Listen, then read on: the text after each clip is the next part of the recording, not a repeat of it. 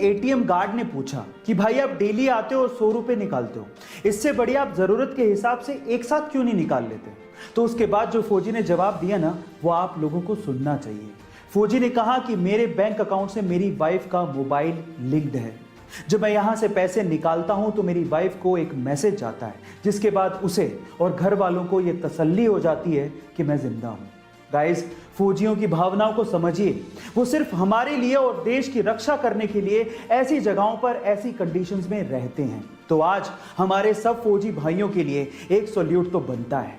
Guys, एक जिंदा इंसान अगर पानी में तैरना नहीं जानता तो वो पानी में डूब सकता है और मर सकता है, लेकिन एक मृत शरीर अपने आप पानी में तैरने लगता है।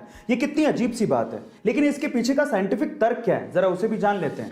देखिए, पानी में वो चीज डूबती है जिसकी डेंसिटी या घनत्व पानी से ज्यादा होता है। जब हम जिंदा होते हैं तो हमारी बॉडी की डेंसिटी पानी की डेंसिटी से ज्यादा होती है, इस वजह से हम लोग डूबने लगते हैं।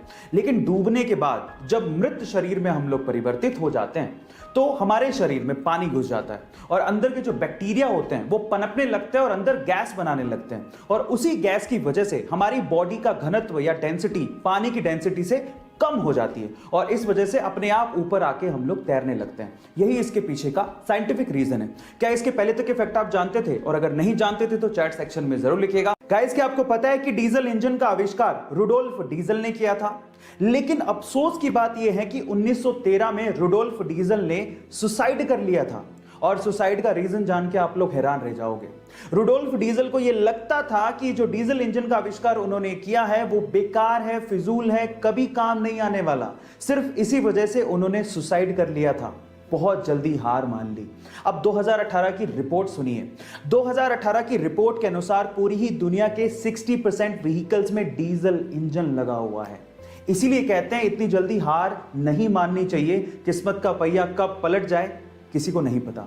आप लोगों के एग्जाम इंपॉर्टेंट हैं, लेकिन आपकी जिंदगी से इंपॉर्टेंट नहीं है। इसलिए मैं आप लोगों से एक बात कहना चाहता हूं, चाहे आपके एग्जाम कैसे भी हो, टेंशन मत लेना, क्योंकि ये कागज के टुकड़े आपकी जिंदगी डिसाइड नहीं करते। हां, अपना 200% दो, लेकिन टेंशन मत लो। और एक बात मैं आपके पेरेंट्स से भी कहना चाहता हूं, आप लोगों ने अपने बच्चे को 90% लाओगे तो ये दूंगा, 95% लाओगे तो ये दूंगा, ये कहा होगा। सही है, गलत नहीं है, लेकिन उसे ये भी कहो कि अगर नहीं आते या तू फेल हो जाता है तो भी मैं तेरे साथ खड़ा रहूंगा। आपके बच्चे आपका गर्व हैं, उनका साथ दो, क्योंकि एक दिन वो आपका नाम जरूर रोशन करेंगे। पंजाब के बठिंडा के एक छोटे से गांव से निकला हुआ यह लड़का, जो अपनी गायकी से उस्ताद नुसरत फतेह अली खान साहब की याद दिलाता है, रातों रात इंडियन आइडल 11 का खिताब जीत के सुपरस्टार बन गया। लेकिन यह सफर उसके लिए इतना आसान नहीं था। बचपन में ही ऐसे पिताजी की मृत्यु हो गई। अपनी मां को और घर को सहारा देने के लिए उसे बूट पॉलिश तक करना पड़ा। बिना तालीम के उस्ताद नुसरत फतेह अली खान साहब के गाने सुन सुनकर उसने गायकी सीखी और उसके बाद उसने इंडियन आइडल में पार्टिसिपेट किया। लेकिन ये लाइमलाइट में तब आया जब आनंद महिंद्रा ने उसके एक वीडियो को ट्विटर पे शेयर किया। फिर उसके बाद उस बंदे ने पीछे मुड़ के कभी नहीं देखा और फाइनली इंडियन आइडल का खिताब अपने नाम कर लिया और अपनी मां का सपना भी पूरा किया। तो इस बंदे के लिए एक हार्ट तो बनता है।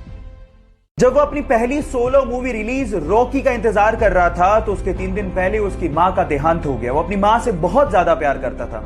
इस गम को भुलाने के लिए उसने ड्रग्स का सहारा लेना शुरू कर दिया, लेकिन ड्रग की लत ने उसे मार दिया। 2 साल तक ड्रग की लत को छुड़ाने के लिए वो यूएस रहा, लेकिन उसके बाद जब उसने कमबैक किया तो खलनायक जैसी मूवी में अपनी एक्टिंग का लोहा मनवा दिया। लेकिन प्रॉब्लम्स यही खत्म नहीं हुई। 1993 के बम धमाकों में अवैध हथियार रखने के चक्कर में उसे जेल भेज दिया गया।